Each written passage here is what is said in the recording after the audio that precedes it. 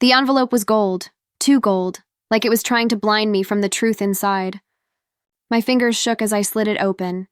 Wedding invitation, the front said in looping script. I whispered, "No, it can't be." Inside, the words hit harder than bullets. "Ethan Hale and Clara Monroe request the honor of your presence." At Crescent Hall on June 11th, my throat closed. "Crescent Hall," I muttered. "Of course." "The same damn place," I laughed. A hollow, ugly sound. "They're getting married where they killed me." The mirror across the room caught my reflection. Calm face, trembling eyes. "Breathe, Arya," I told myself. "You're not Elena anymore. Elena's dead," but my pulse didn't listen. I grabbed the phone. "Sophie," I said when she answered, "you won't believe what just arrived." "What is it this time?" "Another hospital letter?" "No, a wedding invitation," she groaned. "And it's them. Ethan and Clara." Silence stretched. "Then, you mean the Ethan and Clara? The ones who left me bleeding by the cliffs. The ones who made the world believe I drowned." "Arya," Sophie said carefully, "you don't have to open old wounds."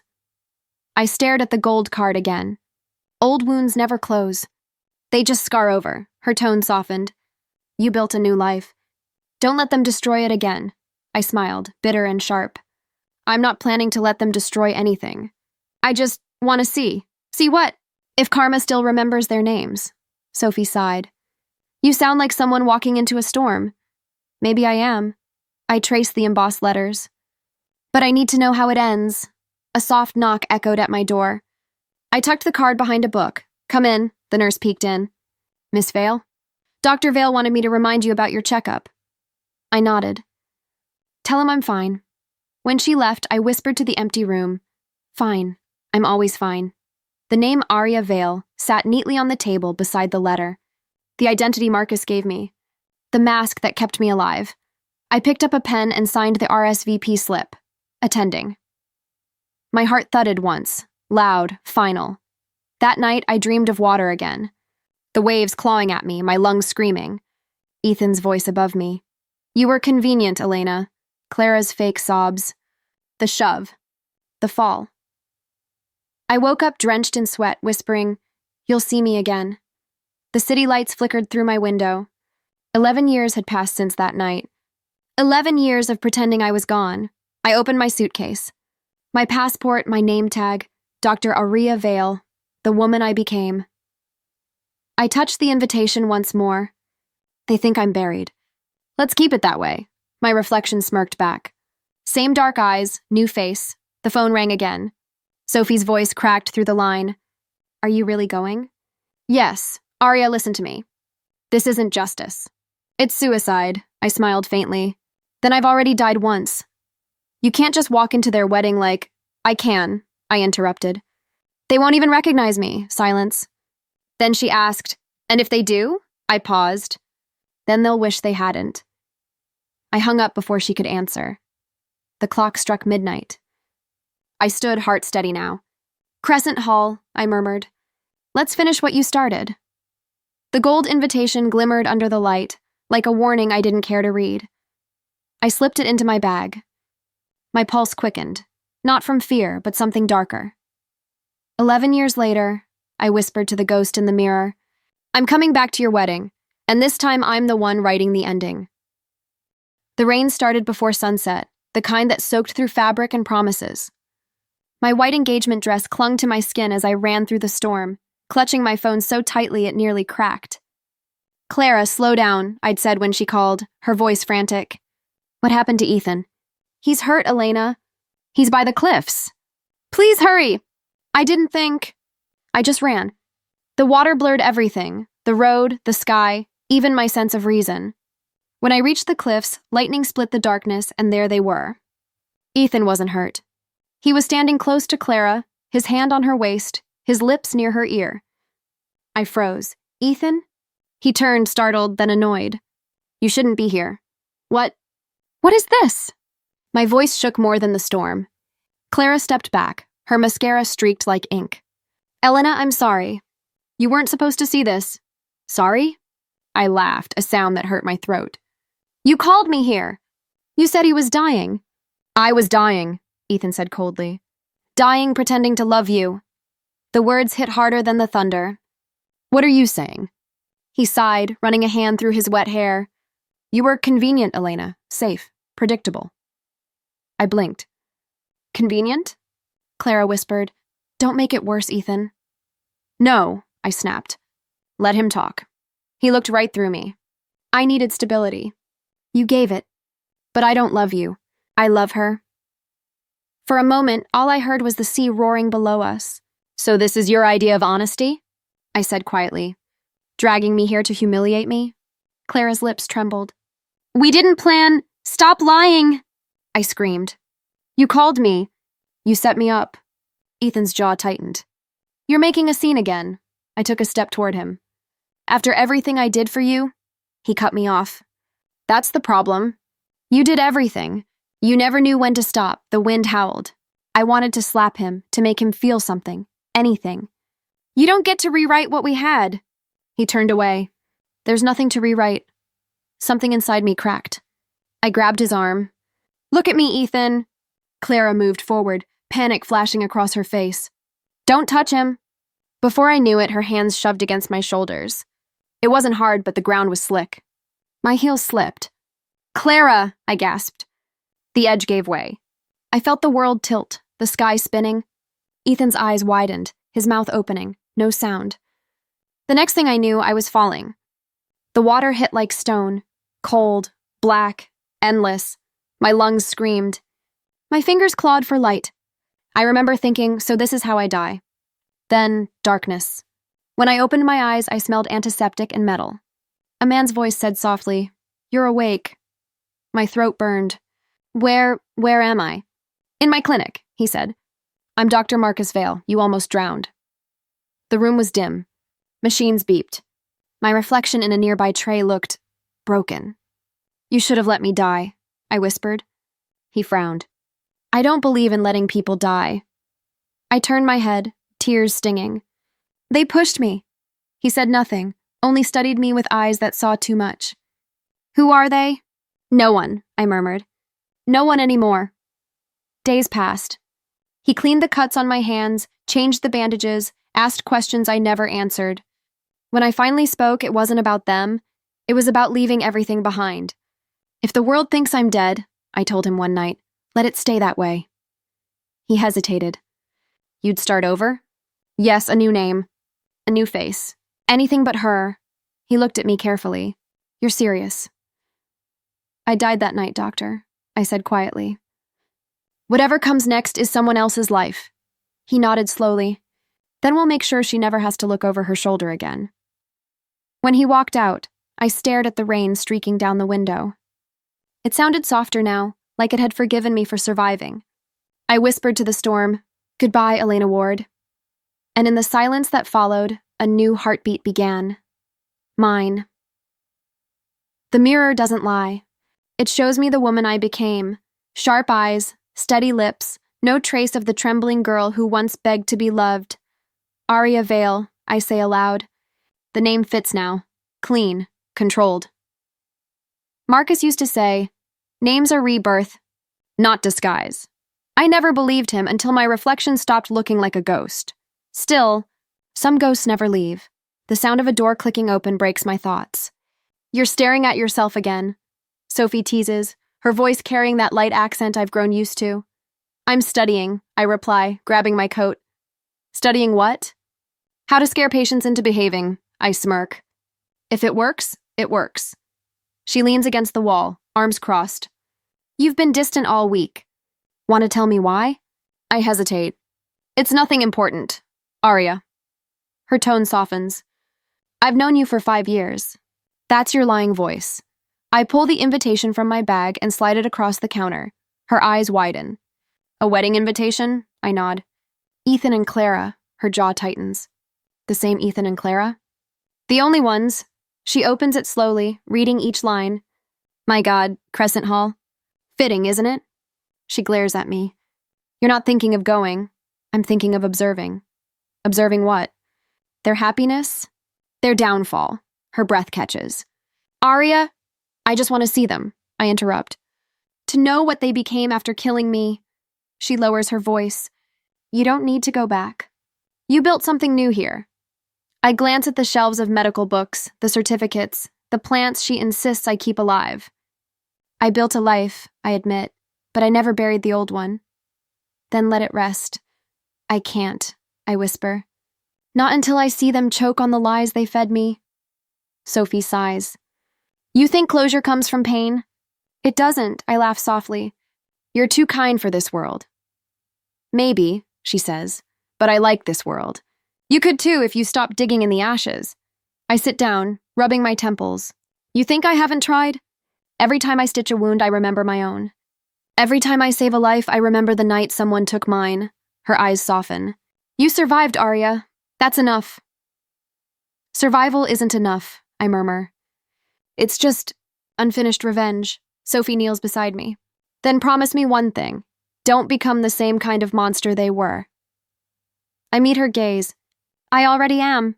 No, she insists. You're just hurt. The clock ticks between us. I finally say, I leave tomorrow. Her shoulders slump. I can't stop you, can I? No. Then at least come back. I give her a faint smile. I'll try. She hugs me tightly, her voice muffled against my shoulder. You deserve peace, not blood. When she leaves, the apartment feels too quiet. I turn back to the mirror. The woman looking back doesn't blink. Her eyes are steady, her mouth set in a half-smile that isn't warmth but armor. Closure, I whisper. That's all I want. The reflection doesn't answer, but I see the truth in her stare. I want justice. I want them to see what they created. I pack my bag in silence. Passport, gloves, invitation. The mirror catches my face one last time before I switch off the lights. Goodbye, Sophie, I murmur. Goodbye, Arya Vale, because tomorrow the woman in the mirror will be someone else again. The city smells the same, wet asphalt, burnt coffee, and regret. I step off the train and pull my coat tighter. 11 years gone, and it still feels like the air remembers me. The driver asks, Where to, miss? Crescent Avenue, I say. Near the hall, his brow lifts. The wedding weekend, huh? I glance at him in the mirror. Something like that, he chuckles. Place'll be packed. Rich folks, loud music, fake smiles. I look out the window. I've seen worse. The streets flash by, shops, the bakery where I used to buy Ethan his favorite pastries, the cafe where he first told me he loved me. I stop myself from looking too long. The memories are traps. They pull, they bite. When the car stops, I hand the driver a note. Keep the change. He nods, drives off. The rain begins again, light but steady. The graveyard gate creaks when I push it open. My boots sink into the mud as I walk past names that don't matter until one does. Elena Ward, beloved daughter. Lost too soon, a single white rose lies across the stone, dew clinging to its petals. Fresh. Someone was here, I whisper. Who still remembers? The silence doesn't answer, but the wind does. It cuts through me, sharp and cold. My fingers brush the carved letters. She's gone, I murmur. She's been gone for a long time. For a second, I almost believe it. I leave the graveyard and cross the street toward the hotel. Crescent Hall glimmers in the distance, light spilling from its arched windows like the past taunting me.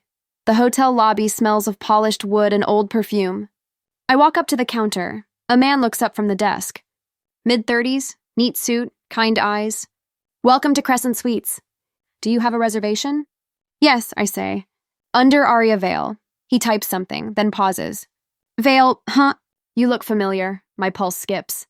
I travel often. Maybe we've met somewhere. He studies me a little too long. No, I don't think it's that. It's your eyes. I force a polite smile. People say that sometimes. He returns my ID and keycard.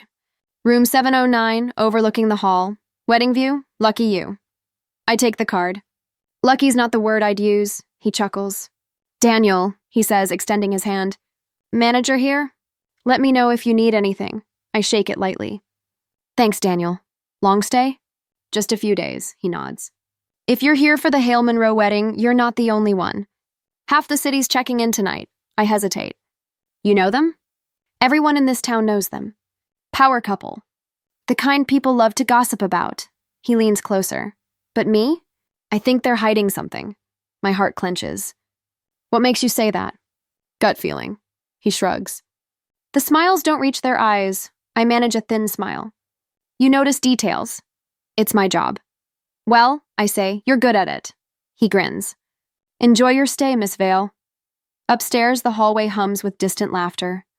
I swipe the key and step into my room.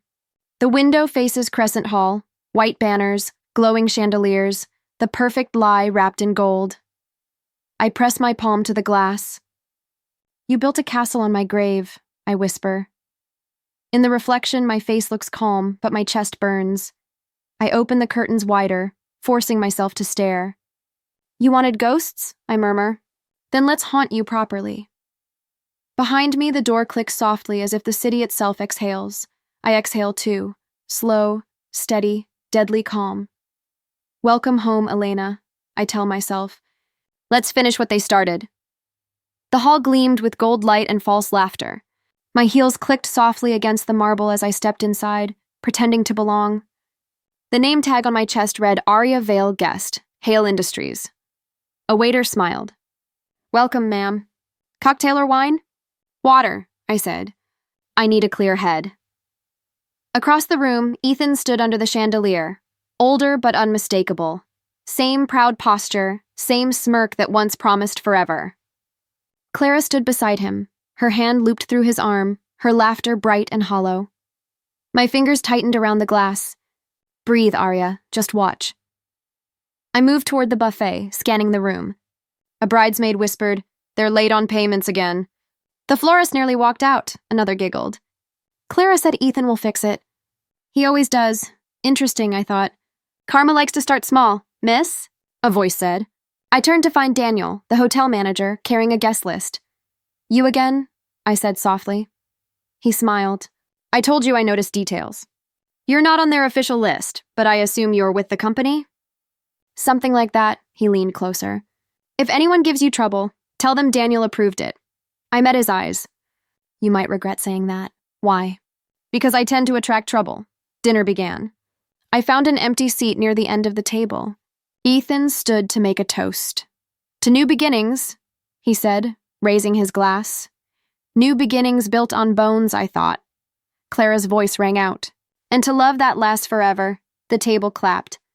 My jaw tightened. The man beside me, an older investor, leaned over. You're with the medical division? Yes, I lied. Consultant.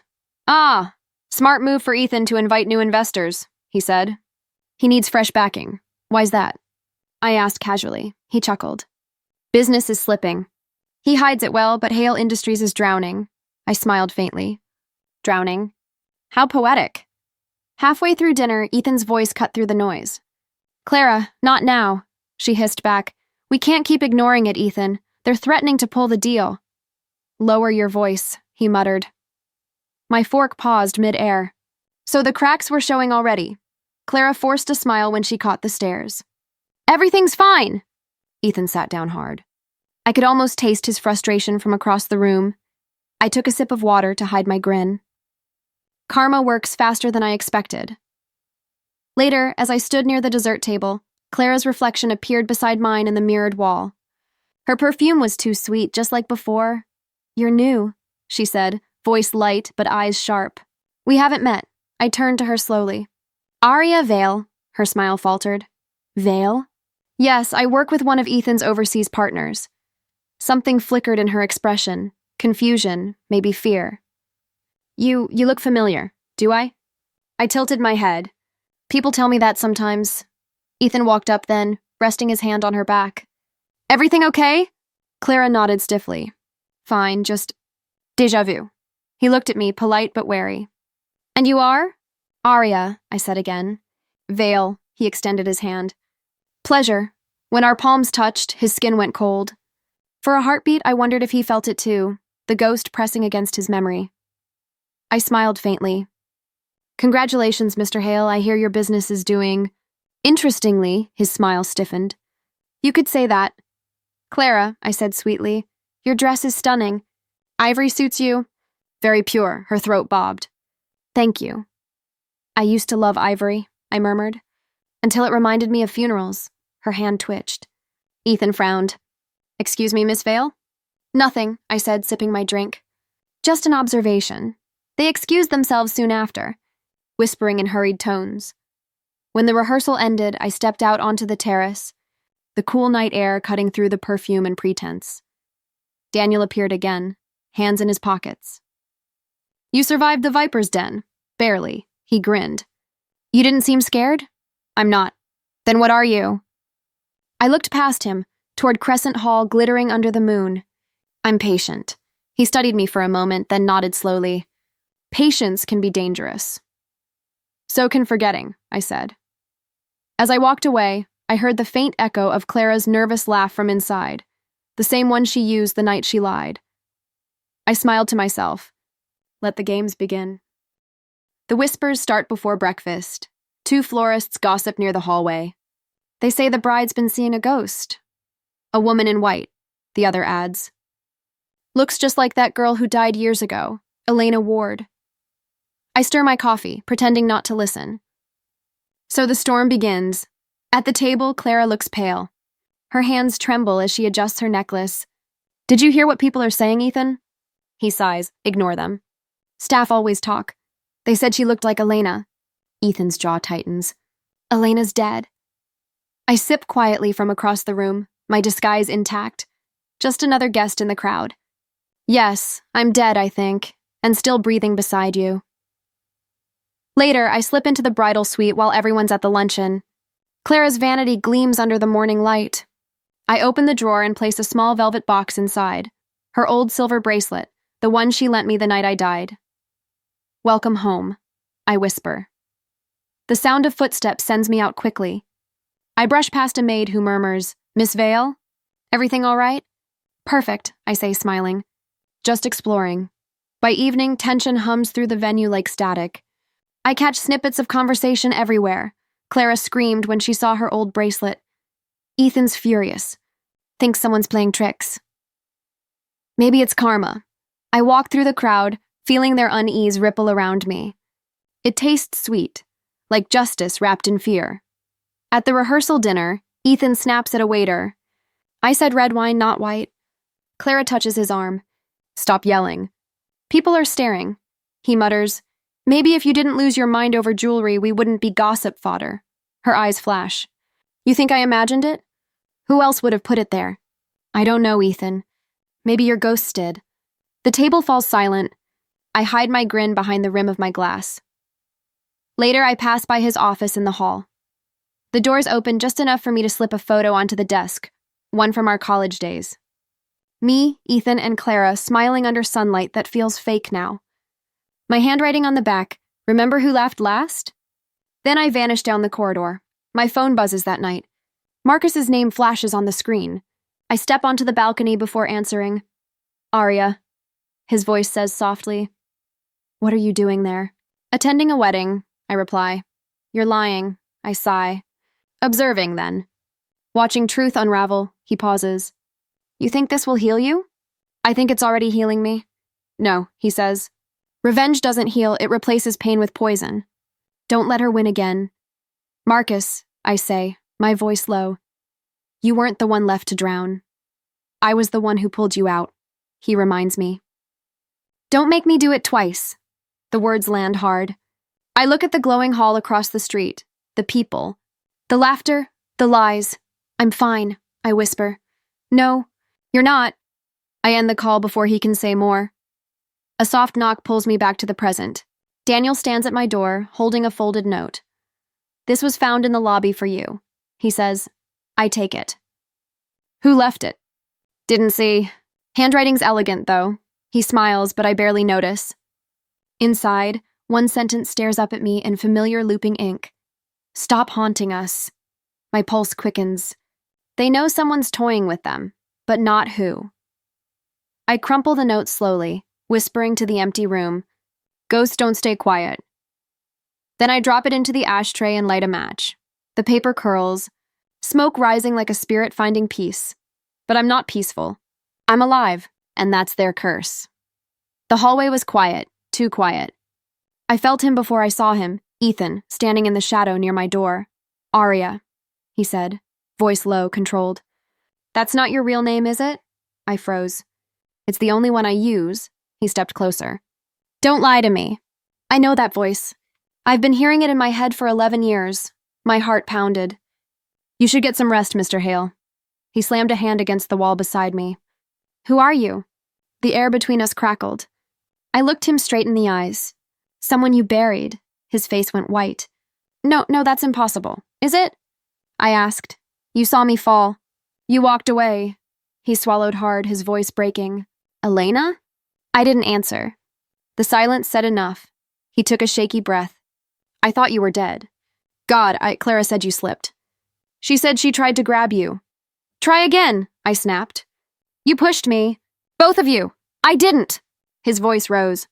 I swear to you, I didn't push you. I laughed bitterly. Lies sound the same even after a decade. He shook his head violently. No, listen to me. I tried to stop her. Clara pushed you, not me. My throat went dry. You're lying. She lost control, he said, his words tumbling out. You were screaming, accusing us, and she shoved you.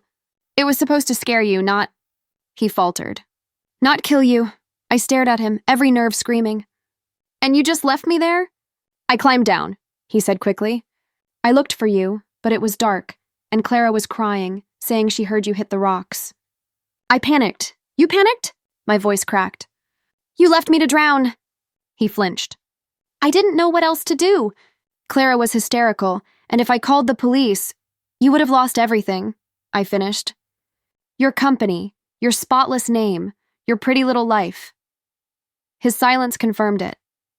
I stepped closer, feeling the burn in my chest. You didn't save me because you didn't want to. That's not true, he said weakly.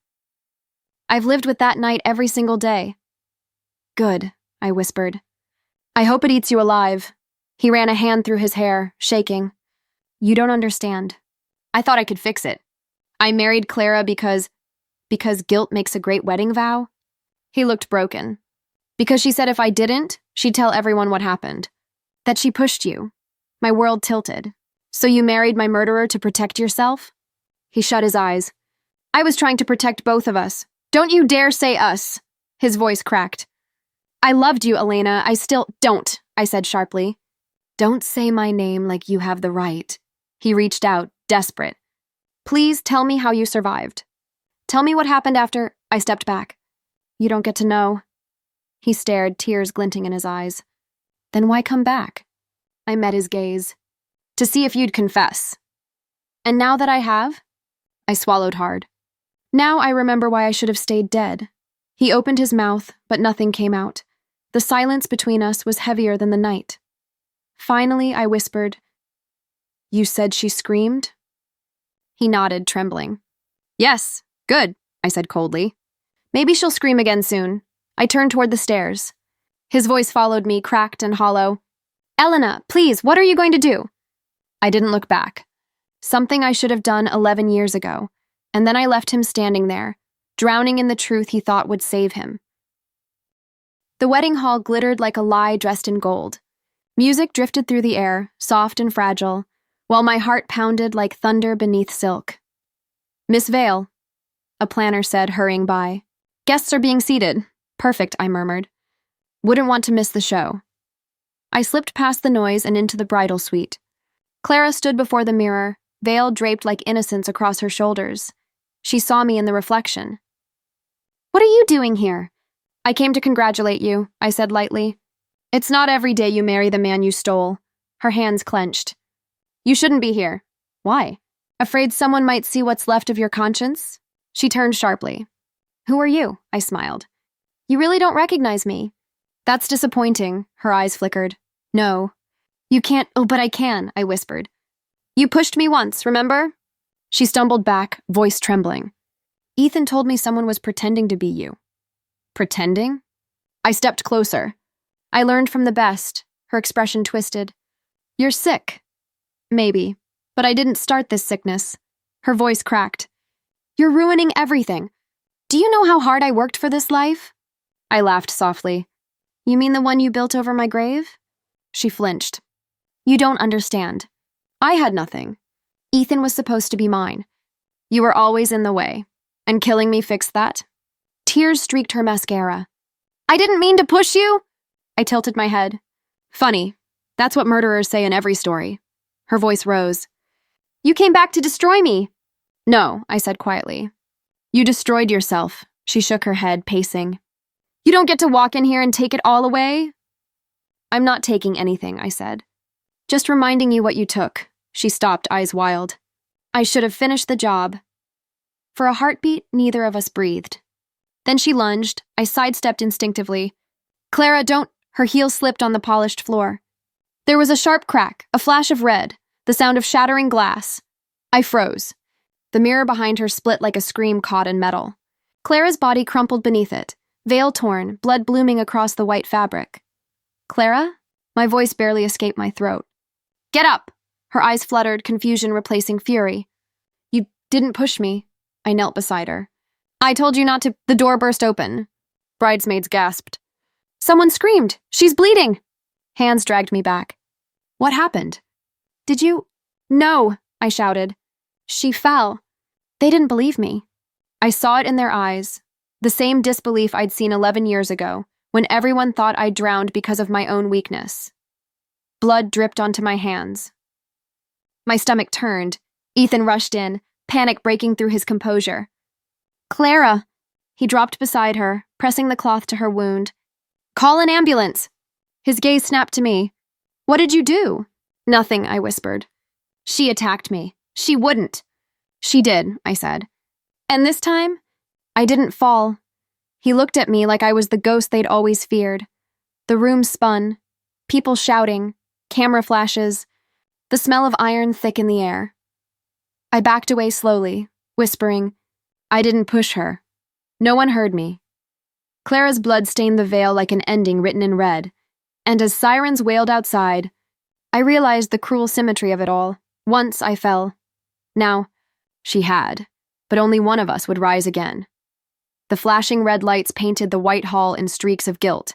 Sirens wailed outside, echoing like a confession I didn't need to make. A police officer blocked my path. Miss, stay where you are. I didn't push her, I said quietly. She fell. He narrowed his eyes. You were alone with the bride? Yes, I replied. And she attacked me. Ethan's voice cut through the chaos. It's true. It wasn't her fault, I turned. His face was pale, his hands still stained with Clara's blood. Mr. Hale, the officer said, you're saying this woman isn't responsible? I am, Ethan said. It was an accident, mine. My stomach dropped. Ethan, don't. He wouldn't look at me. I should have been there. I should have stopped it. She slipped because of me. You're lying, I said, my voice shaking. You didn't touch her. He looked at me finally, eyes hollow. Maybe not today. But everything that happened started with me. That's enough. The officer exchanged glances with his partner. Sir, we'll need your statement. Ethan nodded, almost relieved. I'll give it. I stepped forward. He's protecting her, I said. Even now, he smiled weakly. You wouldn't understand. Oh, I understand, I said. Guilt makes people noble in the wrong moments. He sighed. Elena, don't call me that. Then what should I call you? Someone who lived, he didn't answer. They led him away, the sound of his footsteps heavy and final. Outside, the storm that had threatened all day finally broke. Rain spilled down in sheets, washing the blood from the marble steps. I stood under the awning, watching it swirl into red streams that disappeared into the drains. Daniel appeared beside me, an umbrella in his hand. You should get inside. I'm fine, I said. It's just rain. He studied my face. It's not the rain that's bothering you. I let out a shaky breath. It's everything else, he hesitated. The bride, she'll live, I said softly, but she'll wish she didn't. His eyes darkened. You sound like someone who's lost too much. I have. I looked out at the gray horizon. But maybe that's what had to happen. He opened the umbrella over me. You don't have to stand here alone. I've been alone for 11 years, I murmured. A few minutes more won't kill me. He didn't move. Miss Vale, he said gently, you've been through enough. The words hit harder than I expected. For the first time in years, something inside me cracked open. Not anger, not revenge, just exhaustion. I pressed my palm against my chest. It's strange, I whispered. I thought I'd feel victorious. But all I feel is empty, he nodded. Maybe that's what freedom feels like at first. I looked at him, tears blurring the lights. I'm not sure I deserve it. He gave a small, knowing smile. Deserving has nothing to do with it. You survived. That's enough. The rain softened, turning the world to silver haze. I stepped out from under the umbrella, letting the drops fall on my skin. Cold, cleansing, real. Karma had done what I couldn't. Clara fell to her guilt, Ethan to his conscience. I didn't need to strike them down. They'd done it themselves, I whispered to the rain. It's over. For a moment, I almost believed it. Daniel touched my shoulder lightly. Come on, he said. Let's get you somewhere warm. I nodded, voice breaking. I just need a minute. He didn't argue. He just stood there beside me in the rain, silent and steady. And for the first time in 11 years, I cried. Not from pain, not from grief, but release. The sky was the color of ash when I reached the cliffs. The same cliffs that took my breath, my name, and my innocence 11 years ago. The wind smelled like salt and closure. I walked slowly, boots crunching against the damp soil. The graveyard was quiet, the kind of silence that felt earned. Elena Ward, the headstone read. Beloved daughter. Gone too soon, I almost smiled. You were right about that. A new white rose rested against the stone. Fresh, untouched. Someone had been here before me. I knelt beside it. Marcus? I whispered. My phone buzzed in my pocket as if answering. His name flashed across the screen. I didn't pick up, just listened to his voice message. Arya, I heard about the wedding. I know what you did or didn't do. I don't need details. I just wanted to say, I'm proud of you. You survived what should have broken you. Don't let the past steal another day. I closed my eyes, the wind carrying his words into the sea below. Proud. I repeated softly. I wonder what that feels like. The sound of footsteps behind me made me turn. Daniel stood a few feet away, holding 2 coffees. You shouldn't sneak up on people in graveyards, I said. He offered a faint smile. Didn't want to interrupt your conversation. Conversation? With whoever you're talking to down there. I gestured toward the grave. She doesn't talk back. Not anymore. He handed me a cup. Then maybe I'll keep you company instead. I took it. You don't even know who I am, he shrugged. Maybe I don't need to. You look like someone who finally stopped running. I stared at the horizon. Maybe. Or maybe I just got tired of being haunted. The difference? He asked. One means peace. The other means surrender. He nodded slowly. So which one is this? I smiled faintly. Ask me tomorrow. He didn't press further. We stood there for a while, watching the waves crash against the rocks that once swallowed me whole.